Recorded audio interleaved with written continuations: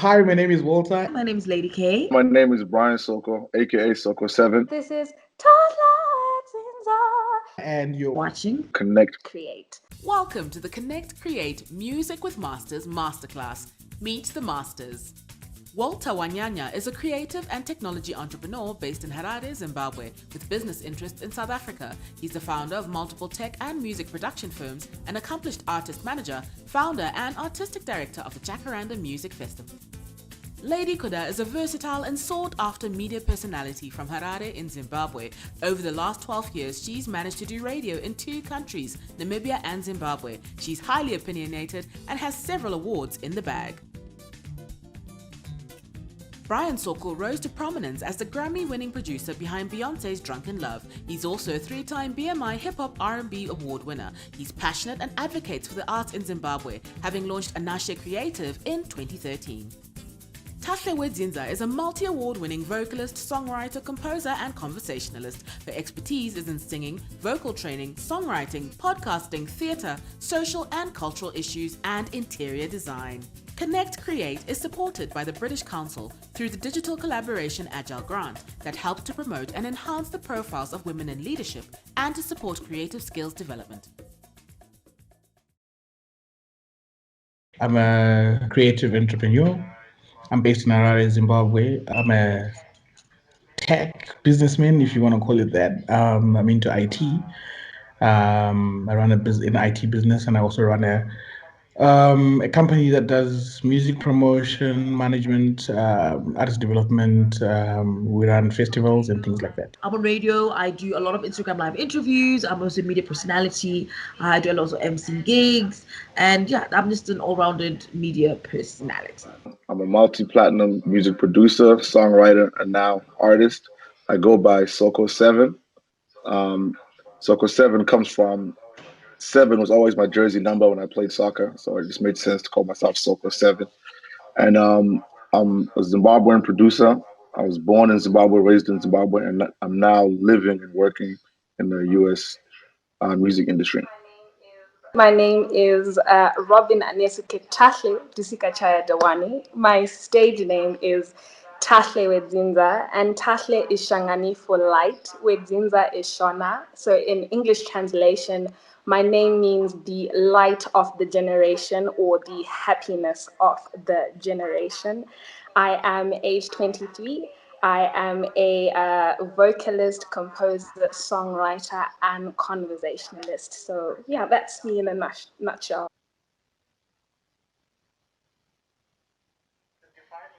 The defining moments for me would be the beginning of my journey in the creative world. So that would be when I was still very much involved in um, when I was still playing music. When I was a bass player, working and playing with the church band called Celebration Choir.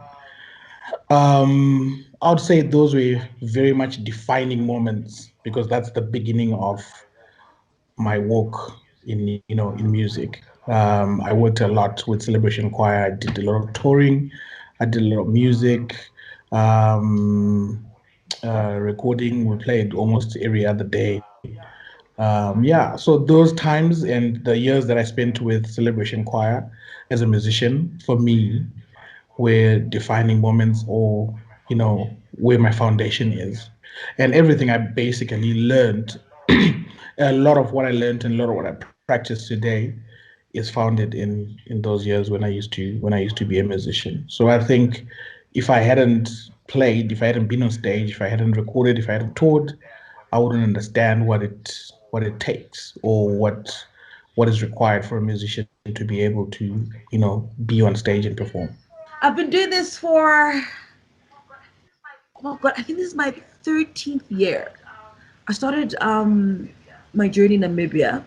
That's why I started radio. I actually got on radio by mistake. I went to the campus radio where I was studying at UNAM, and they were literally asking for content on radio. So I had been listening to the radio, like obviously like the first, because I had been in Namibia like for a few months before we started registration, so I was listening to radio quite a lot. I loved listening to radio, but it wasn't everything where I wanted to be on radio. So because before I was in Namibia, I was living in South Africa, and automatically I was already comparing the radio stations. I was like, oh my goodness, you guys have got no idea what they're doing in South Africa. It's crazy. You guys should try to implement it here. So I went for to go and submit my content. So I went to meet the station manager. His name is Africa, and I was like, listen, I have so much content for you guys. Like, I know you guys can do this, you can do that. You're a campus radio. You've got a lot of new students. You've got a lot of foreigners. Do this and do that. So this entire time, I'm talking to this person. I'm assuming he's saying, oh, he's thinking, oh, she's got really good content. Like, we could use some of this content. Here in Bear, he was basically thinking, this girl could be really good on radio. So as soon as I was ranting and raving for about a good 10 minutes, he's like, listen, have you ever been on radio? And I was like, no, I'm not here for that. I'm here for content. He's like, listen, I'm going to put you on radio in the next 30 minutes. And I was like, and just do what you're doing now. I was like, what do you mean do what I'm doing now? He's like, just talk like how you're talking now, but just do it on radio. And I was like, no, I've never done it. He's like, don't worry, just be you and just do what you're doing on radio. I was like, okay. So I went, and literally the rest is history. The biggest highlights of my career so far would be my first song I did that was on radio was No Worries by Lil Wayne. And I produced that song as my first like top 10 big song. It was a big deal for me. Then secondly, I would say I produced Drunk in Love by Beyonce, and I won a Grammy for that song, which is probably the best part of my, best accomplishment so far for me. And third, I started a company with my brother Prince called Anashe Creative. We were helping out, trying to empower Zim artists, and producers and stuff like that, to try to take them to the next level. Trying to build, back home as well.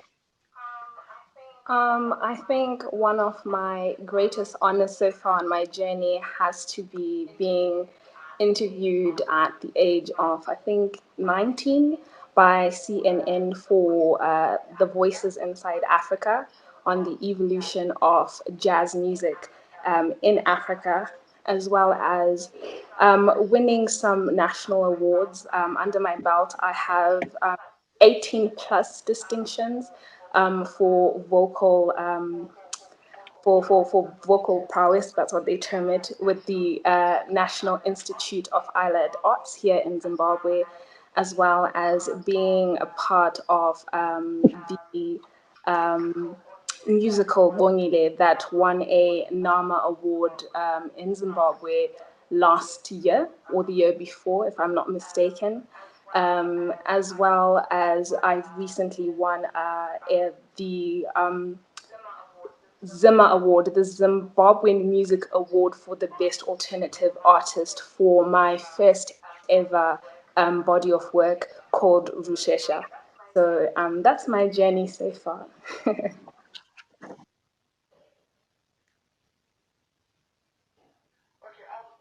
Okay, I'll look at it in two ways. I was a musician that was I would say maybe a supporting musician because I was a bass player. I was not at the front, I was not the lead. I was not a songwriter or anything like that. I was in the band, so I had a very supportive role when I was playing in a band.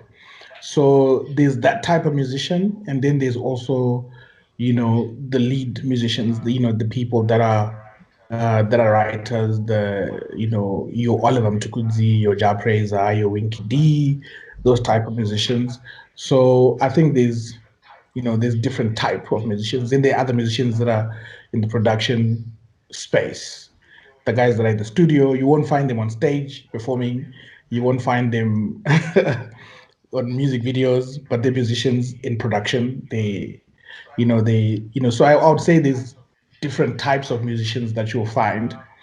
I've basically worked with almost all of them and managing an artist and also playing and also working in production with different artists when they're recording the music, and also the musicians that I was managing when they're working in the studio. So I've worked with producers and stuff like that. But a lot of it that applies across all those people that I've mentioned is a lot of discipline, a lot of knowing who you are, because being a musician is not, you're not like loaves of bread where you come out of the oven and you're all identical, or or some type of product, like a can of Coke. You all look the same, and when you're sold, it's 300 mils type situation. Everyone is so different. Every single musician is different. So you got to be very much in touch with who you are. So as a singer or as a songwriter, what people want from you is you. What are you ready to give?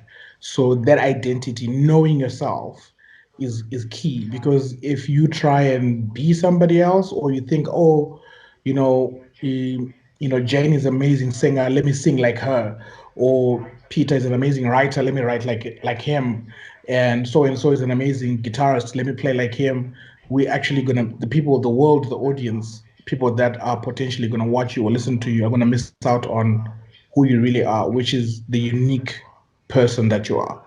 So there's a lot of that I think makes, would contribute to someone actually being successful, is that aspect where they actually know who they are, and they are not afraid to show us who they are and to express who they are in their music. So that is key. And then also being able to converse with other people. When I say converse, I mean being able to make music with other people. So being a musician, you're not a lone ranger. You're not a one army type. It's not a one army type situation. You have to be able to interact with other people for you to be able to express yourself better. So I would say a conversation. Music is a conversation. A song is a conversation. Performance on stage is a conversation. When musicians get up on and play, what they are playing is basically, a drummer is playing, and whatever he's playing is a contribution to the song, and that's their contribution. That's what they are saying. And guitarist is playing his part. That's their contribution to that conversation. And percussionist is playing his part. That's his contribution to that conversation. And they can move from one stage to the next and repeat the same conversation, but you need to be able to be part of a conversation and be able to contribute something sensible in that conversation, and allow other people to say whatever they need to say, and allow other people to shine and be able to do whatever they need to do, and you are a support. So there's all these things that are involved in that. So that's what I mean when I say you have to be able to be part of a conversation with other musicians. That's when that's if you master that, you're going to actually be good at collaborations, whether you collaborating with another musician on stage, or another musician in the studio, or you're writing a song together, or you play with other musicians that you've never played before. You go on tour, you go to Egypt, and they say, hey, you're from Zimbabwe, you're a Zimbabwe bass player, would love for you to collaborate on stage in this festival, do you mind just jamming with these guys? So it's that ability to be able to converse with other musicians without um, um, without any hiccups, without any problems. So yeah, so I would say that's basically something that's pretty key. Well, it's a package, to be very honest. People have the perception that all you have to do is just make great music and that's it. But it's actually not. Because what happens is that you're putting yourself in a space where you're competing with millions and millions of other artists. So what is going to make you stand out from the rest? Great, you've got a great voice. You probably write all your songs. Very relatable content. Very, oh my gosh, I've been through that. Great. But then at the end of the day, once we now want to put you up against somebody else, what differentiates you from the next person? So in terms of the package, it now boils down to stuff like your personality. Is your music cross-dimensional? Are you friendly? Can people speak to you? I'm not saying be accessible. Don't be accessible to everybody. You can't be. That's not possible. I have absolutely no idea how to get a hold of Beyonce, and it's for a particular reason. However, if the people who need to speak to you want to try to get a hold of you, there should be somebody there who can be able to allow us or give us that leeway that, okay, I can speak to you. I can't speak to you, but Ninga will speak to you. You know what I mean? That kind of attitude as well. So it's a package. It's how you sell yourself to the public, how the public perceives you, and also the music. It's more than just the music. I keep telling artists, you can have a hit song, but if at the end of the day, everyone thinks, that guy's just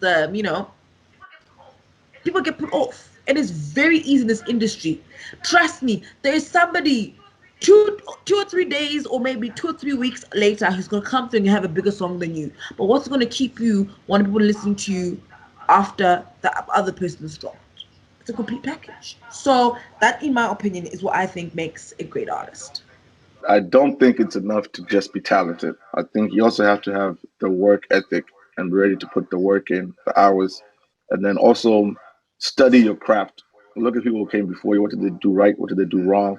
And then obviously apply that to your stuff. But I think the work ethic is there. And what I've noticed in my life, I've seen a lot of very talented people not get to the next level because they get so comfortable in their talent and just knowing that it's naturally there. It's one of those things where it's like something that you didn't work for necessarily, you appreciate it less. And I've seen people that are very talented. And also, I feel like collaborating with people will help you because I've seen people who will be very talented and then you'll be maybe in your city, you're the best. So you get comfortable in that. But when you collaborate, you go somewhere else, you realize nah, there's people here that are doing things or. So I feel like that's definitely one thing. Like in my case in particular, I'm not a naturally talented musician. I don't play any instruments. So you know what I mean. So for me, I had to get good technically. So technically, I can make anything sound how I want it to sound. I can manipulate audio. I can record, mix, stuff like that. But that just took years and years and years of figuring stuff out. But I be around people who could play keys, play guitar, play this, at an amazing skill level, but then they never did the work. So I feel like it's not enough to just be talented. So I think the work ethic definitely comes into that.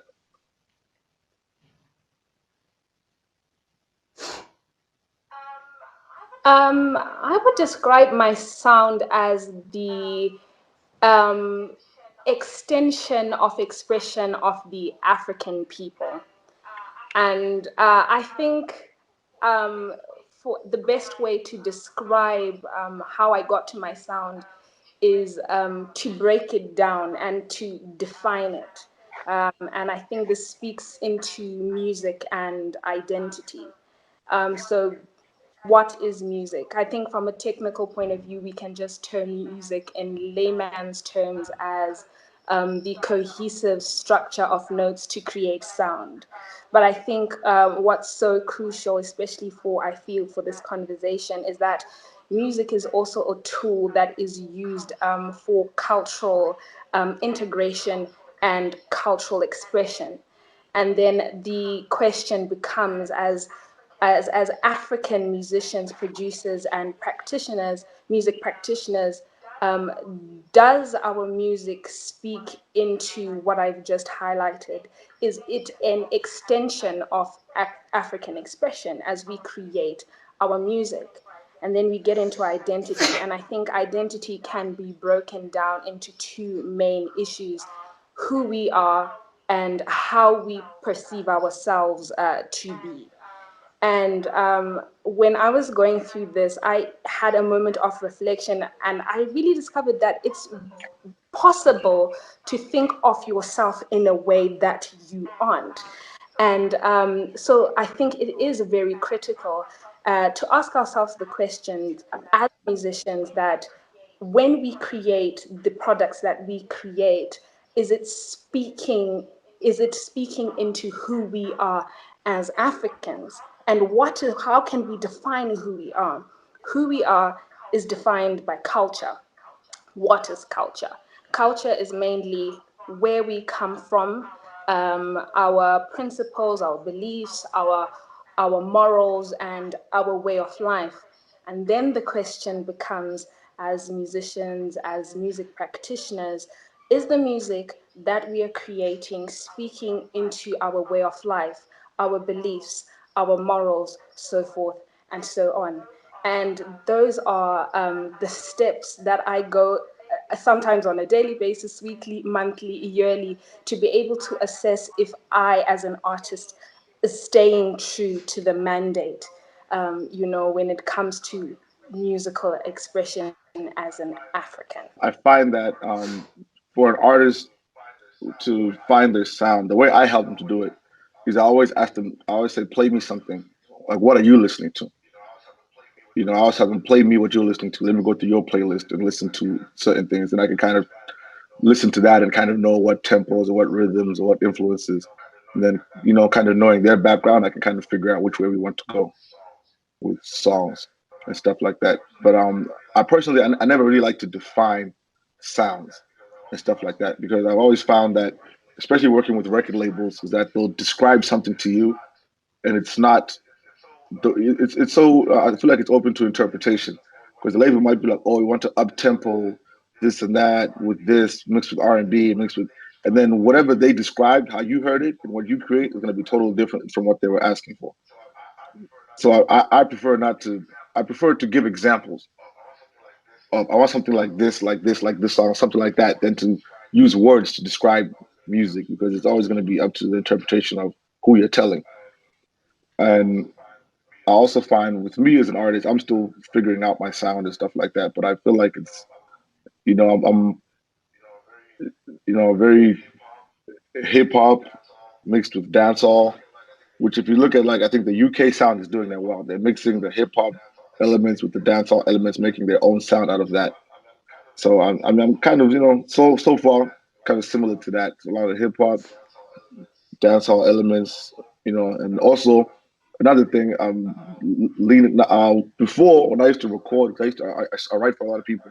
So like when I'd write, I like if I said something and my accent would come out, I'd go back and fix it so that they could understand me better or whatever. Now as an artist, I tend to lean into my accent. You know what I mean? So if there's a certain word, if I'm going to say it, I'll just say it how I say it. So like I've got a new song coming out called Standard. And I always say it like that, standard. And now it's funny, I play it in the studio and everyone starts saying the word like that. So I figured out I stopped trying to follow what I think people want to hear and just say things how I say it or whatever, my sound, what I think is cool. And people tend to see that as unique or that's exotic or however they look at it. So, I figure, you know, yeah, just do you.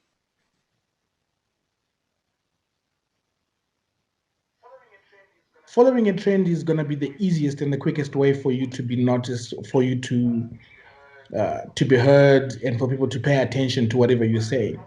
But the problem with that is trends usually have a lifespan. Trends are gonna last for a certain period, and after that, you need to be also on the ball. Kuti, what's actually trending. So you need to stay on top of it. You need to know what's going to be the next thing that's popping, so that you don't miss that wave. Um, and I would say I would advise a young musician, possibly one that is still trying to find themselves.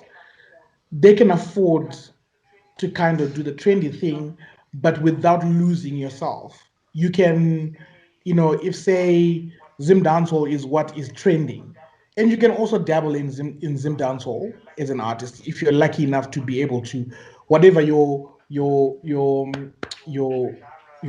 genre of choice or whatever sound that you have that you think this is me, and if you can move across to Zim dancehall and also kill it there, then you're lucky because there are not that many people that can just swing between genres or swing between trends, because then there's going to be amapiano, there's going to be Zim dancehall, there's going to be whatever is trending at the time. But if you can swing between all those things, then you're versatile. So that's also, when you do it, it's also a good way for you to gain experience between the different genres. It can be helpful, but you yourself need to know that my root is this is my root. So there's nothing wrong with, I wouldn't say there's anything wrong with you trying out other things. because it just means that you're stretching yourself, and versatility is going to be there, and you are going to be able to converse in different languages, if you want to call it that.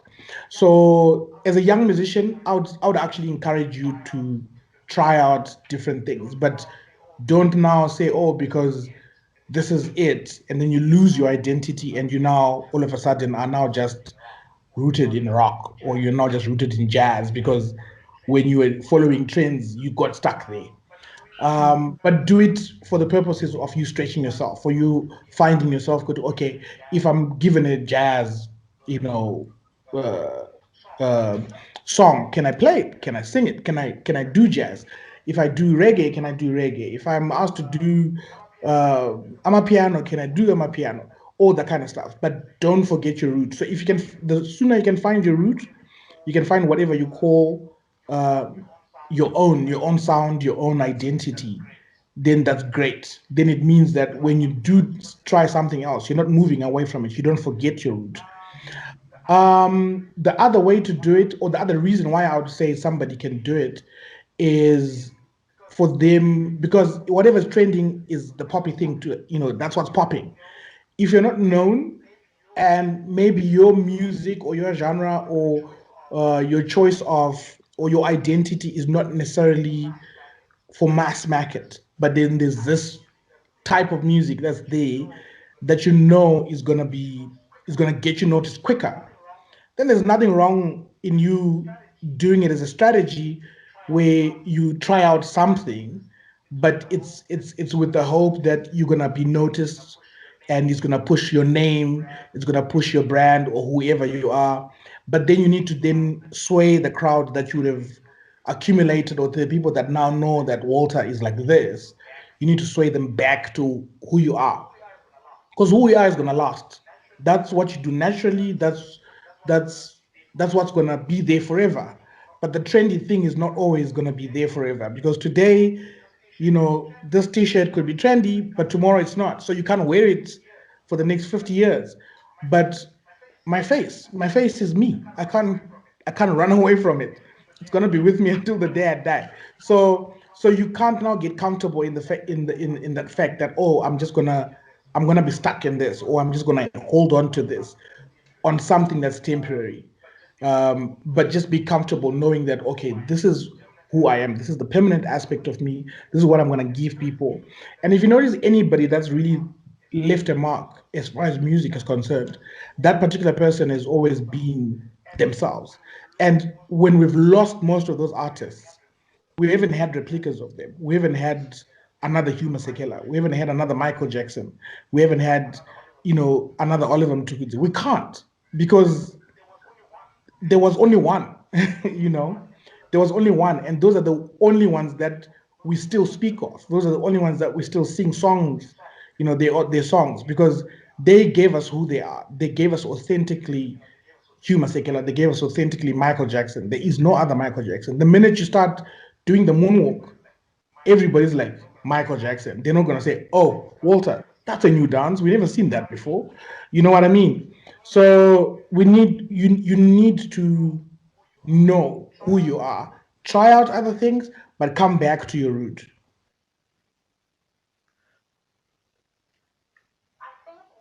I think what makes us most effective as vocalists is understanding our vocal anatomy. And what I mean by that is how our voices are structured. Not everyone has the same voice. And I think sometimes, I think even when I was younger, I used to think that singing was, if I can go higher, if I can belt more, if I can, sing louder, then it means I am an amazing vocalist. But it's actually being able to refine what you have. So you can have a limited vocal range, but the way and the manner in which you execute can give people goosebumps. Somebody can have all the vocal range that the piano possesses and still fall flat. It's about being able to, one, understand what your voice is made up of and how to use that. And then obviously the standard, I would say, is how can I term this? Vocal basics. And I think, vocal basics would be your breathing, your diction, your pronunciation, your enunciation. And these are music basics that will help us. It's just like when you speak, or I can use design. You have to define the genre in what you want to work in and then go on and better your product. So for music, understand your basics, understand your vocal anatomy, and I think you're on your way to becoming a better vocalist. I think those are the two key things.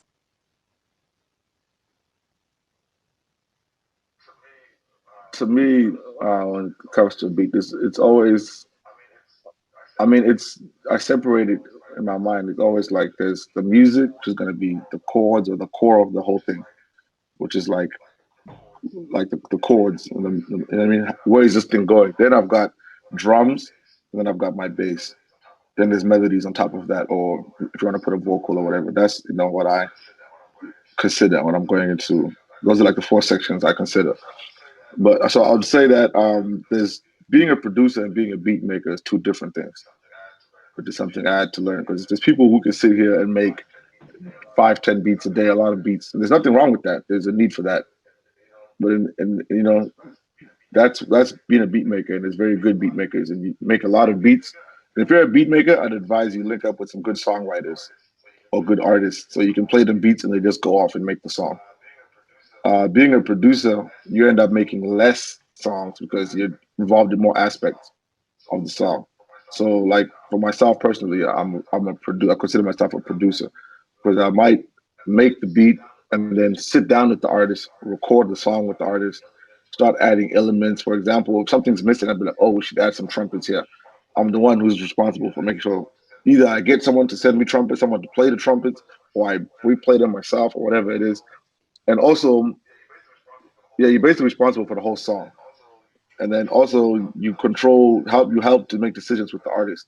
Because one thing that I think is one of my best skill sets is relationships with artists and building that trust with them when I'm in sessions where, they don't second guess themselves. And I know how to tell somebody that, nah, that's not going to work without hurting their ego or something like that. And that's why a lot of people, you work with the artist and you're just so excited to be working with this artist that whatever they do, you take it as, I like it, I like it, I like it. But there's a certain science to being able to be like, nah, I think you could do better. Or knowing sometimes the artist might get on the beat and start rapping and you're like, nah, I think you should sing like this one. Or that comes in being being a producer. And certain artists like to do certain things. Like some people, especially like you go R&B, they'll over sing. And then you have to tell them like, nah, just sing it normal, just sing it regular. Then on the third verse, maybe you can do that, or that's part of production. So sometimes there are people who are producers who may not necessarily make the beat, but they'll produce the song. They'll know who to bring in. You take, for example, someone like a Quincy Jones, who did all those songs with Michael Jackson. He's sitting in a room full of guitar player, piano player, orchestra, but he's knowing what's necessary, when, where, and all of that. So there's a difference, but there's nothing wrong with being a beat maker. But my advice would be get with somebody who is a producer or somebody that's a great songwriter.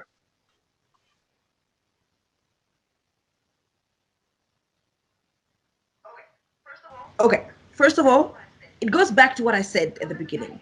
You come as a package, remember? So, first of all, when you approach anybody, it can be radio, it can be TV, it can be whatever, how are you approaching them? The one thing, we had a summit back in the day, and I asked all the artists that attended the summit, I just asked them a very basic question. I said, by a raise of hands, how many of you in here have an EPK or a bio? Nobody raised their hands. So I was like, okay, now you see, that's already a problem. So when you approach me, for instance, Lady K, I've got a dope song. I think it'll be like the biggest song on the fix. Also, you must be very careful when you say that statement because you're talking to two different people plus the producer who has to sit and listen to all the music, and then we decide. I know everybody thinks the song is a big hit, but sometimes it's not. And it's not a bad thing. That's another thing you need to understand. It's not a bad thing that I think it's a hit song. Because here's what happens. You must also remember, I'm not the only one that's doing a hip hop show. There's other hip hop shows as well. They might think it's a hit song. You know what I mean? So it's always, just always remember that as an artist, that when you approach someone, be ready for anything. Don't expect them to one respond to you. Don't expect them to tell you what you want to hear. Don't even expect your song to be played on radio. Because you know what happens? We get thousands and thousands and thousands and thousands of applications for music. And the team that goes through it, they go through a lot. It's a very rigorous process, but the ones that get picked. Some that don't get picked, they just don't get picked. That's just how it works in the entire world. If you apply for a job, it's either you get a notification saying, "Oh wow, congratulations, you got the job," or you don't. It's one of the two. But what happens is, after Lady K doesn't play your song, what is the next thing? You don't just stop there, you continue. Because maybe the song you sent me was not the right one. Maybe you send me another song. There's so many ways that you can go about it. But anyway, if you want to get your song played on radio, it comes with a package. The reason why I brought up the issue about the EPK and the bio is that, okay, when you send me your song, you might actually have a hit song. But when I go on radio, right, how am I going to introduce you to everybody who's listening if I know nothing about you? Another problem that we're seeming to have is that we've made our email, most of the time we've always said, actually not most of the time, all the time, we say, if you want to submit your music, send it via email. Do not try and send it to me via WhatsApp. Do not call me at 2 a.m. on Saturday when you're out with your boys and you've played it and they're all crazy about saying, no, we got to make Lady K listen to this. I'm not going to answer your call. I'm not going to listen to your song. You know, you also need to understand that I also do have working hours. You can't expect me to drop everything that I'm doing in a particular time and stop and listen to your music. You also have to respect my boundaries as as a media personality. When you send your music, email it, right? Make it very clear who you are, what the name of your song is. Put your what's it called? Artwork of the song, right? When you send me a song, do not send it as a clip that you downloaded from WhatsApp because your producer didn't manage to email it to you, so he sent it to you via WhatsApp. Now you got to forward it, and then, oh my word. So now it comes as AUD/WA1876542/45. What? So now you sent me an email. The subject, there's no subject. It just says for the fix. Okay. Then in the thing, there's nothing. There's no greeting. You're not even greeting me. Hey, good day, the fix. Because obviously the email is directed to the fix. Good day, the fix, guys. My name is so and so. I'm submitting my song for consideration for airplay. Nothing. No artwork. And then when people are now surprised that their songs are not played, they're like, why am I not being played? And that's just a fraction. Because, okay, we can just, those are a few people who do that. There are people who do the right way. They'll put a proper subject, they'll put everything correct, they'll put the artwork, they'll put everything. But then they'll send me a song that's not clean. We can't play dirty songs on radio. I mean, you're the people that even complain, saying, oh my gosh, you guys are playing bad music on air. But it's like, well, you guys don't even send us clean music. I don't have time to clean your music. I'm going to be very honest with you. And even the people who receive the music from the music bomb, they don't have the time for that. Send us clean music. Another thing is that you must always make sure when you're sending your music for airplay is that you understand, like I said, you have to think broader than just, oh my goodness, I just want to be played on Miss Red's show. Fair and fine. Miss Red is one of the biggest shows in the entire country. But when you now look at yourself and you compare yourself, because what happens when we make playlists, when playlists are made, we're looking at songs that are trending everywhere. It's not just in Zimbabwe. It's Zimbabwe, it's SADC, Africa, America, Europe, all over the world. So now already, when it's now brought down into that entire list, obviously now we are trying to push more local content. But also at the same time, our local content is now literally international. Our music is literally able now to compete with international music. So when you bring me a song, or when you send a song and it's not able to be played after Holy 10 or before. And also, here's another thing that a lot of artists forget. They always say, oh my God, you're always playing the same people. It's a very huge complaint by artists. You're always playing the same artists. They're playing the same songs. Maybe ask yourself why. Let me tell you why we play the same artists. Another reason why we're not maybe playing your song. When you make your music and you listen to what everybody else is doing, does your song sound as good enough as theirs? Because you need to understand music. I can't say all music sounds the same. It doesn't. But there is a certain quality of music that has been produced right now that you need to understand that if yours is put side by side by this artist, will it be able to make as much noise? And unfortunately, most of the songs we receive just don't cut it. And that's just how it works in this industry. It's either you can make it or you don't. And it's not only just artists, even me as a presenter. I can get cut at any time like this because somebody else can come and be better and have more ideas and be more creative than I am. And that's just how it works. But it shouldn't be and now a thing of, oh my goodness, I've been setting my music for the past 5 years and I've got nothing. I've interviewed some of the biggest artists in the world. I was talking to Anthony Hamilton, and he told me, like, listen, it took me 10 years to get me my big break. 10 years. But then you get an artist who's upcoming, who doesn't have an EPK, doesn't know how to send an email, calls me at 2 a.m. in the morning for me to listen to his song. When he sends his music, he sends me his entire album. How would you send me your entire album? And then they get frustrated in about 6 months because nothing is happening. Yet some people are constantly working on their craft, constantly finding out who's doing what is sounding like this, what is the new sound, what do people want to listen to, who are the biggest producers right now. And also another thing that you need to understand as an artist, you need to invest in your craft. Invest. No, Lady K, I don't have money. You know what? If you have enough money to spend the entire day buying data to go on WhatsApp and on Twitter and on Instagram, you've got enough money to go on Google and find out how to do an EPK. You've got enough money to save up all that data money to speak to one of these producers like, listen, guys, help me out. I really want to make the song. He's one of the biggest producers. How can we work with each other? There's so many ways that you can do it. You know what I mean? And there's a lot of things that available aren't really readily available. I know for a lot of artists in Zimbabwe, but I promise you, Google is your friend. There are so many things that you can find on Google that you'll be surprised, you know. And we also ask artists for pictures. Artists don't have pictures. They have pictures that they take on their phones with their friends or they're out. But we're like, just invest. Like, I know obviously we all want to have a Tino Nyandoro photo shoot, but we all can't afford it. But I'm pretty sure that if you go around your neighborhood or if you call your friends, there's someone's got a good enough camera. You sit down, you edit it, and it comes out really nice. You know, it's those small little things that when once it comes together, remember as a package. So when you send me your email or whatever, I'm like, you know what? It doesn't really. I can see he's trying. You know what I mean? And then at the end of the day, even when I now present, like, okay, guys, I've got this really dope artist. He goes by this name. He's got this. That then will be like, okay, you know, well, let's work with this. And we literally look at it like that. That's just how it works. So the reason why your song is probably not being played on radio is because of probably the way that you've submitted your music.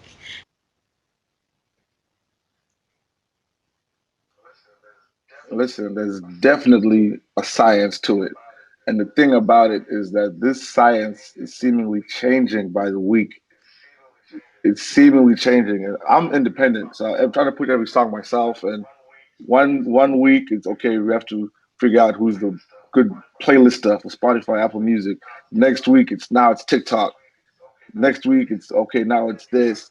And then you're trying to figure it out. And then even on TikTok, it's like I know somebody who's a big TikToker, got over 1 million followers, right?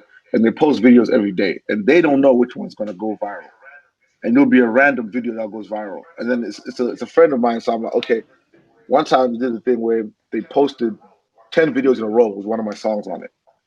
And a lot of those videos went viral. But then people are watching the video, what's going on in the video, not paying attention to the song. So that did not work. Which I'm looking at, 500,000 views, all these views, but nobody's like mentioning the song. They're all talking about what the video is. So there's no figuring out, like, it's basically, there's a science to it. And I haven't figured it out. If I had figured it out, I'd be on some world tour or something by now. But it seemingly it's changing because I've had like success with certain styles of promotion. Then I come back around the next song and nothing. So it's one of those things that it gets disheartening. I know as an artist because you can put a song out that you believe in, and then the response not be what you expected. And like recently, I put out a song called "Runway Walk." Right? I'm okay. Runway walk. Let me see you walk, walk, walk. Where it's supposed to be for the ladies, And I thought I was going to do great. I really love the song. Then some other influencer or makeup artist made a similar song saying walk, walk, walk. And that challenge, all the celebrities did it and it went out of here. And this is after I've shot my video and everything, and it just fell flat. And I was just like so discouraged. Then I dropped a song after that called Valentino.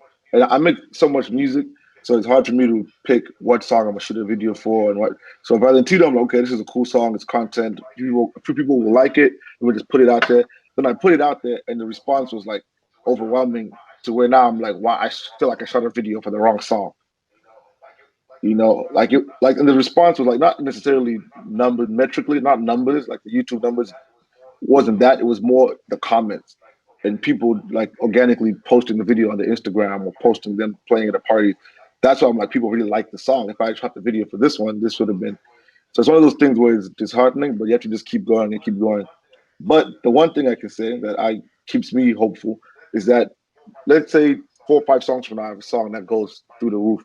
My new fans, my new found fan base, they're gonna go back and listen to all these old songs. And they'll be like, oh wow, this was a vibe, this was a vibe, this was, and go back to. That's one thing I could say, keep going because it's almost like a tap. Like once you get that one hit, people will start going back and appreciating old songs, and you can potentially remix those songs with a new artist, and now it's a new product. So yeah, there's a science, but it's always changing. Right. I think the music platform is so huge. We have the R&B, the commercial, the alternative, and therefore you need to study the patterns of the people who release within your certain genre or within your certain genre, and then determine what works or not. For me, I straddle many different genres. So I have an alternative side, I have a jazz side, and I have a strictly commercial side. So sometimes the way I market my alternative music is not the same way that I market my commercial music, and not the same way that I market my jazz. And I think there are so many tutorials out there that help musicians, especially at this age of the internet, on how to effectively do that.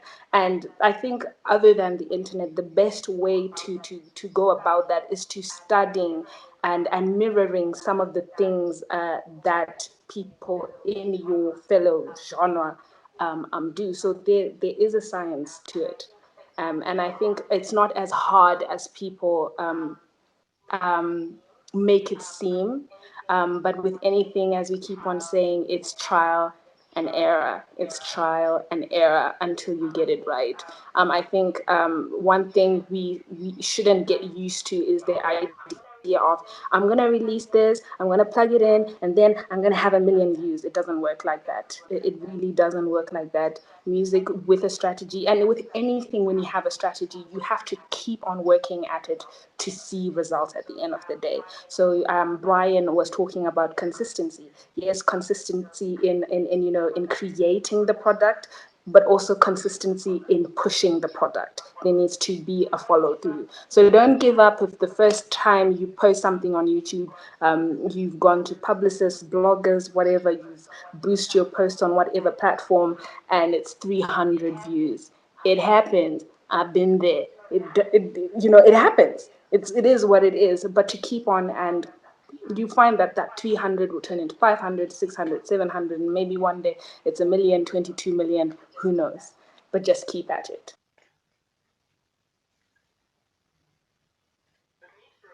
The need for a manager is gonna be there as you grow, but I don't think it's instantly gonna be there unless you're like a child superstar, where you become a superstar at 13 or something like that.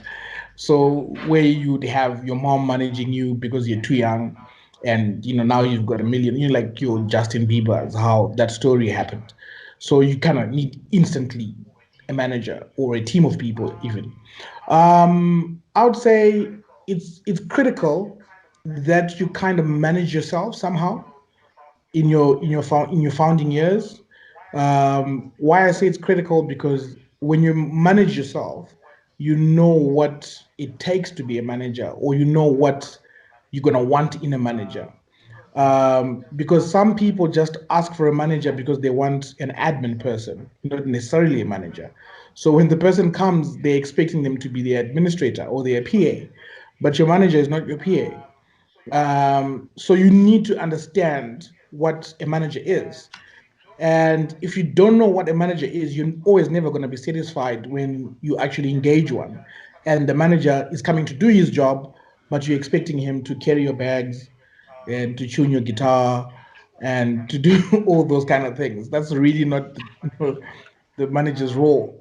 But so you're always gonna have issues now. Manager Ango ask Peter what he's supposed to do. But do you really understand what the job of a manager is?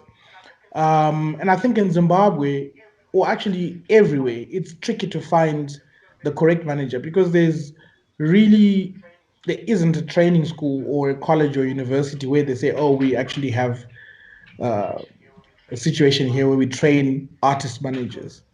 Because sometimes, because I managed Oliver Mtukudzi, does not necessarily mean that I can manage any other artist. Really, it just means that I clicked and I worked well with him, and we were successful together as a team. But it doesn't necessarily mean that I'm going to be successful with the next artist.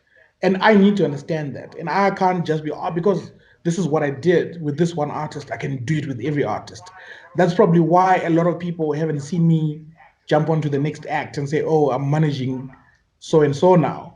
Because for me, it's not just about doing the job. There's a whole lot more to management than just having the position or the title of so and so is so and so's manager, or that I have this manager.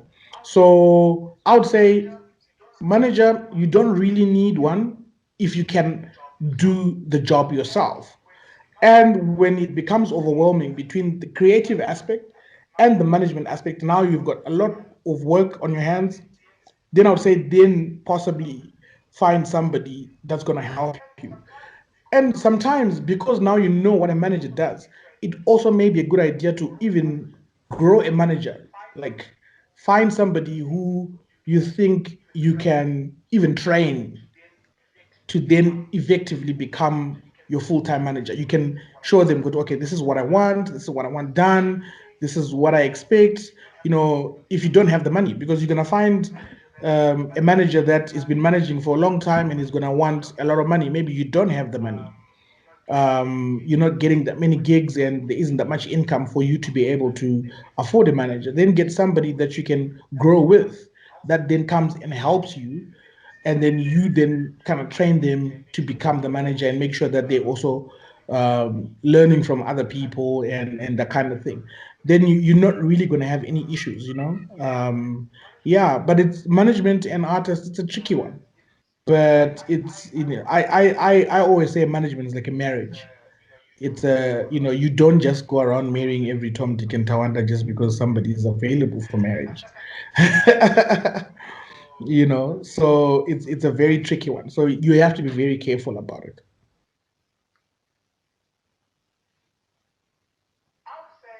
I would say in a normal environment, in a normal situation where everything is in place, the manager is not actually going to be the one that's tweeting and whatever. You would have a social media person that handles social media. um Emails and that kind of stuff, it's not, I never replied, you know Dr. Mtukuzi's personal emails. Those, he did that himself.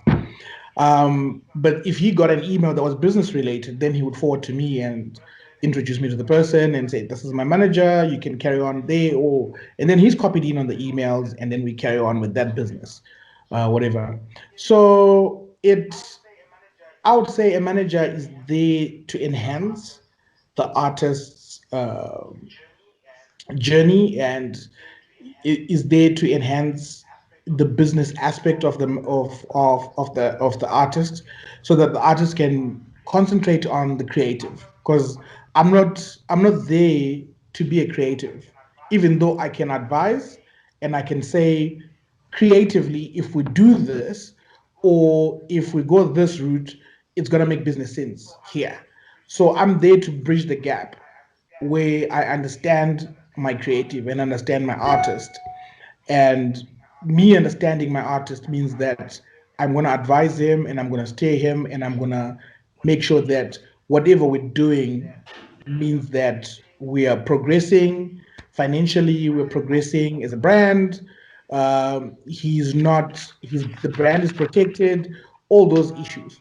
Um, and if there is a team of people that is, if the artist can afford more people, then he can get a booking agent. Then the manager is not necessarily a booking agent. But you find that in Zimbabwe, we have managers that double up between being a manager, being a driver, being a booking agent, being a road manager, and all sorts. These are jobs that would, that would other people would have. So at the end of the day, somebody ends up taking all this up, and they now have to do all that themselves. But like I said, if everything was correct and everything was good, then you would have different people taking up all those different roles. And I would say that also when you're looking at a manager, you're looking at a relationship that is very much long term, because you don't want a situation where you start developing the relationship and you start working towards a 2-year plan, a 3-year plan, and then after a little bit, then you stop because or whatever. That's why I said earlier on that it's really important that when you make a decision to say that so and so is now my manager or so and so is now handling management for me, or even for me to agree to manage a certain artist or to think that I can manage a certain artist, there needs to be certain things that I would, you almost need to date. I don't know if that makes sense before you actually make that full, that decision to work together. You find that a lot of artists would have even family members that manage them, because then it's easier to be managed by a family member because they know you. There's a lot of personal aspects that are in that job. So someone would have their brother, someone would have their sister. I know Burna Boy has got his mom who manages him. And then now, after that, you can then get people that are more technical, where they're just there to do the job. But then there's a very thin line between the business and the personal. And if it's somebody that understands you personally and then also can be able to wear a business hat on your behalf, then you're very lucky. So you find a lot of people. I mean, Beyonce was managed by her dad for a long time, and that kind of thing. So that's why I say that it's very, very tricky to then build that relationship and then to make it work. And if you have very successful partnerships in management and artists, you're very lucky because a lot of people can't find the right synergies and the right balance in characters for them to actually understand each other and then to grow together, as a team.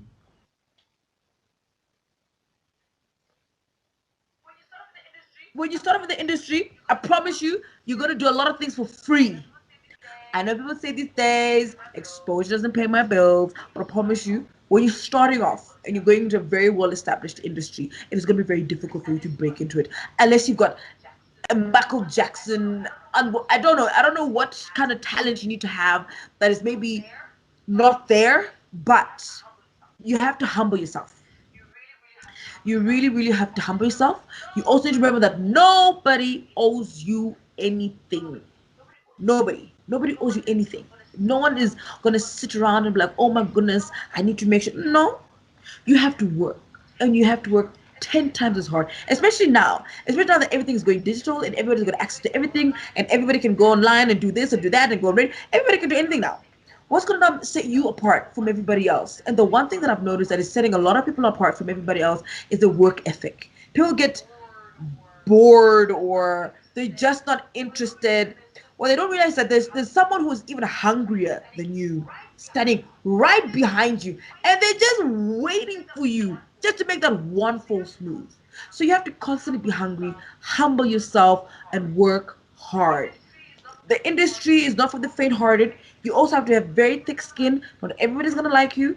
Not everyone's gonna think you're dope. Not everyone's going to hear you. I mean, even some of the biggest artists, creatives, myself even, we still get a lot of hate on social media. But now it's not up to you as to when you are going to come across things like that. What are your self values? What do you believe about yourself? What are your norms, your cultures? What do you think about yourself? Because the moment you let the public dictate what you're supposed to be, it is now how you lose yourself. Um, you start trying to do certain things that you think everybody wants, but it's not what you're supposed to do. But if you know who you are and what you stand for, you've got nothing to worry about, and you just need to always make sure that you stand true to your form. I think when I started, I thought it was such a mountain. But I think one thing that helps us to progress in any situation of difficulty is understanding and appreciating the situation for what it is. And I think as somebody playing in this space, it is critical for an artist to have multiple streams of income, especially on this side, because music in the short term does not sort your bread and butter issues. And for you to keep that light burning and that just that want and passion for the music, it is critical that you have a place to sleep, your bed is buttered, and you don't feel like you're putting your existence on the line when it comes to being a musician. And I think, yes, I think having better resources does put you far ahead than being in a place like this. I think Brian is in a much better position when it comes to all these tools and resources. But I would say to other musicians that are in my place that allow yourself to think through these issues. Sometimes the road that each person takes is different, but it doesn't mean that we cannot all achieve the same thing at the end of the day. Don't make the struggle work you, but work with the struggle, and find different ways in which you can make it happen. I think that's lesson 101 about being a hustler. So everybody, I think, in Africa is a hustler.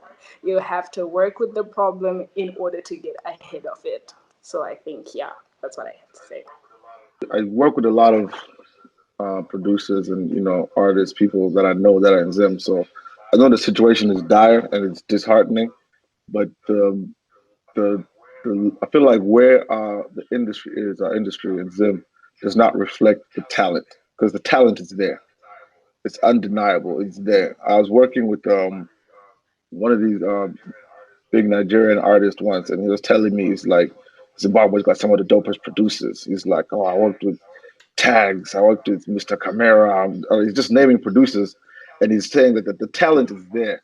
And even with artists, the talent is there. It's just the market is not set up necessarily.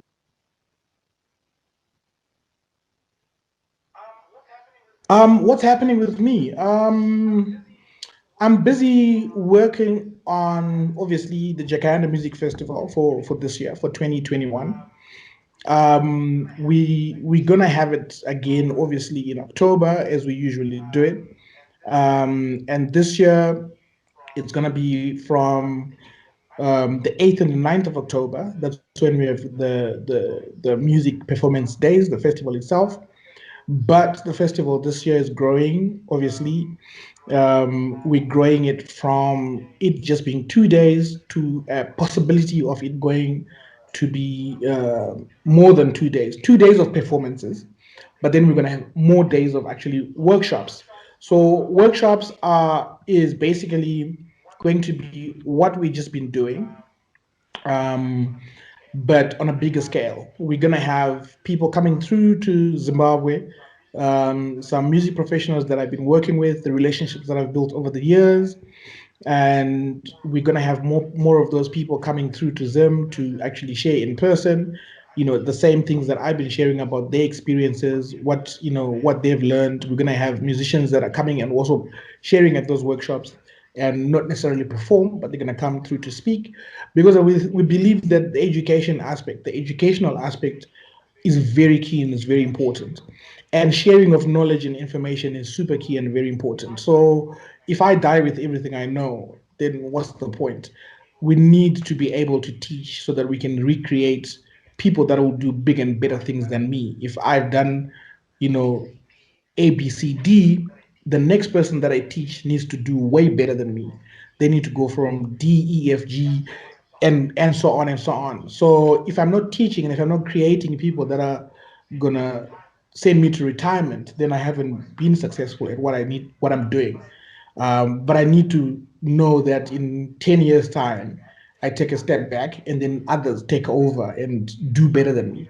So we are really, really pushing that, and we hope that we're gonna infuse a lot of knowledge into a lot of people, even if it means we bring people into Zimbabwe to come and teach us and to come and teach the young people, because the music scene is not just about being on stage. There's so much more that's needed, and I believe that a lot of our musicians are not really breaking through because they don't have the support that they need. They don't have all the other aspects of the industry that they need. So we want to make sure that all those other people that are working in the back end behind the musicians are well equipped to do that.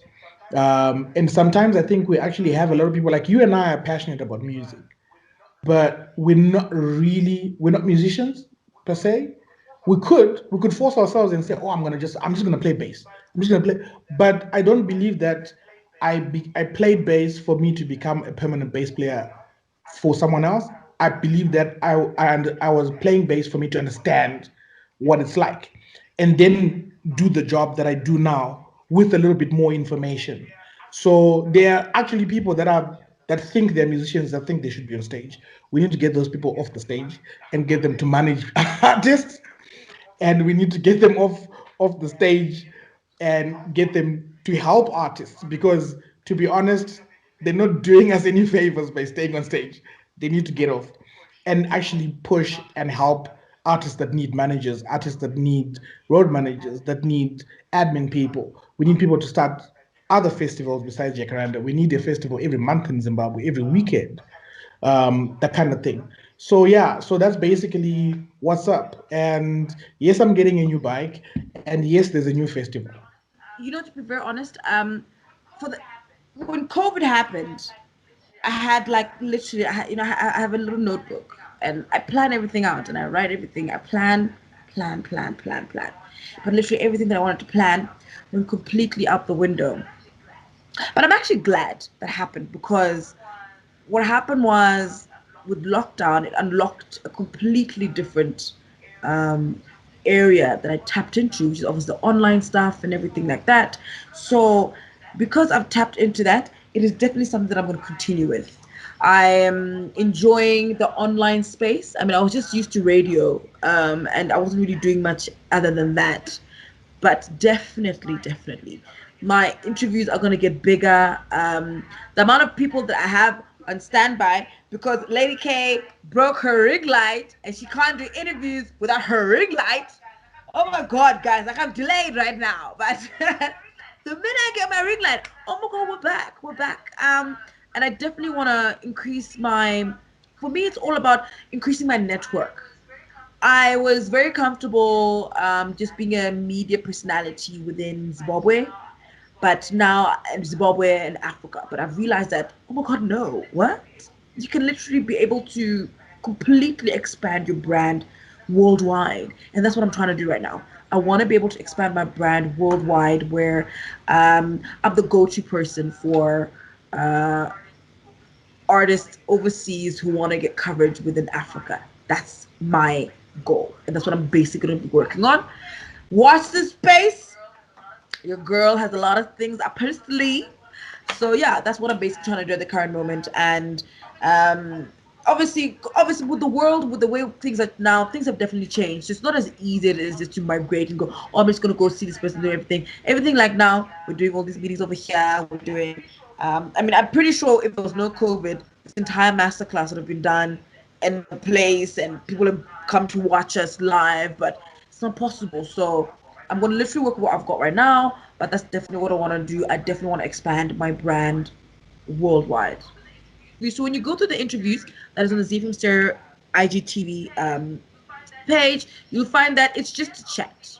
Yes, obviously, most of them are currently coming out with new music, but it's always okay. Before you tell me about your song that's out now, let's go way back. When you're at home, what does your mother call you when you go home? I know she doesn't call you the brat, you know what I mean? Things like that. So that's what I'm basically trying to do, and I really hope that when people do watch my interviews, they get an opportunity to actually find out more about their favorite artists, and it's just a conversation that I'm trying to do to create spaces where people can just be themselves. I'm a creative. I term myself a creative entrepreneur. Everything I do is artistic. I think I have such a passion for interior design as well, so I'll be doing that if I'm not singing, but I'm singing all the time. And I think regardless of what I am doing, I think what sums me up is that I'm so passionate about the stories of African people. So whether I'm releasing another EP this year, another album, it's about sharing and integrating what Africa means to the rest of the world and what it should mean to the rest of the world. So my brother Prince, he's more plugged in than I am because I'm always running around. So we started our company, Anashe Creative, and we wanted to take our lessons and our expertise and try and impart that on the next generation of people coming up. So he's been working on a lot of the different things. We're building a studio in Greendale and trying to build a recording studio and a filming location in Greendale. We've been working on for some time now, and we've also been working with certain artists as far as talent management, like Jazz Prosper, and Young Nash is a new guy, Tinox, and as we go forward, we'll bring in more people and stuff like that. But we're trying to help out, try so we can try to take this talent and tell them stuff that we know what works, whatever, and try to help them get to the next level, and in turn help the Zimbabwean, the industry get to a new level. And that's what we've been focused on here at Anasha Creative. And YouTube, just put Soko 7, it pops up, and you can check out a new single, Tempo, is coming out. I'm not sure when this is airing, but Tempo. Watch out for that.